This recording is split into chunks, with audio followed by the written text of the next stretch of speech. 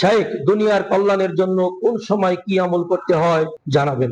দুনিয়ার ও আখিরাতের কল্যাণ পেতে গেলে ওই একই কথা, দুনিয়ার রব্বানা আতিনা ফিদ দুনিয়া হাসানা ওয়া ফিল আখিরাতি হাসানা, এই দোয়া পড়লেই কি হবে? এই দোয়া পড়লে হবে না, এটা তো বোনাস। কিন্তু আপনার বেসিক থাকবে তাহলে তো বোনাস পাবেন, বেসিক নাই বোনাস কেমনে হয়? আপনি সালাত পড়েন না, সিয়াম পালন করেন না, ইসলামের ধার ধারেন না, রব্বানা আতিনা ফিদ দুনিয়া হাসানা, হালাম খান, হালাল হালাম পার্থক্য করেন না, আর আপনি রব্বানা আতিনা ফিদ দুনিয়া হাসানা, আল্লাহ দেবেন দুনিয়াতে হাসানা দেবেন না। আপনার বেসিক থাকলে আপনার বোনাস পাওয়া যাবে, বেসিক নাই বোনাস নাই। যেমন জাবের রাদিয়াল্লাহু তাআলা থেকে বর্ণিত, তিনি বলেন সামিআতুন নবী সাল্লাল্লাহু আলাইহি ওয়াসাল্লাম ইয়াকুল, নবী সাল্লাল্লাহু আলাইহি ওয়াসাল্লামকে বলতে শুনেছি, ইন্না ফিল লাইলি লাসাআতান, রাতের মধ্যে এমন একটি মুহূর্ত আছে, লা ইউফিকুহা রাজুলুন মুসলিমুন ইয়াসাল্লাহু ফিহা খায়রাম মিনাদ দুনিয়া ওয়াল আখিরাহ ইল্লা আ'তাহু ইয়্যাহু ওয়া যালিকা কুল্লা লাইলা। সহিহ মুসলিমের হাদিস।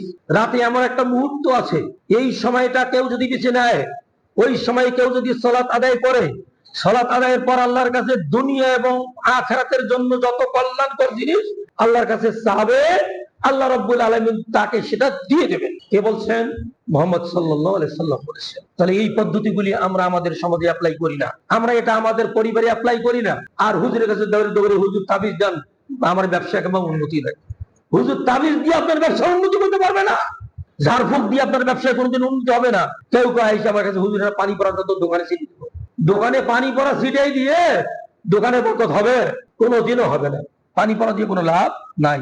আপনার আমল পরিবর্তন করতে হবে এবং এক কায় মনোবাক্যে আল্লাহকে ডাকতে হবে। হাদিস সহিহ মুসলিম, হাদিস নম্বর 757 নম্বর হাদিস।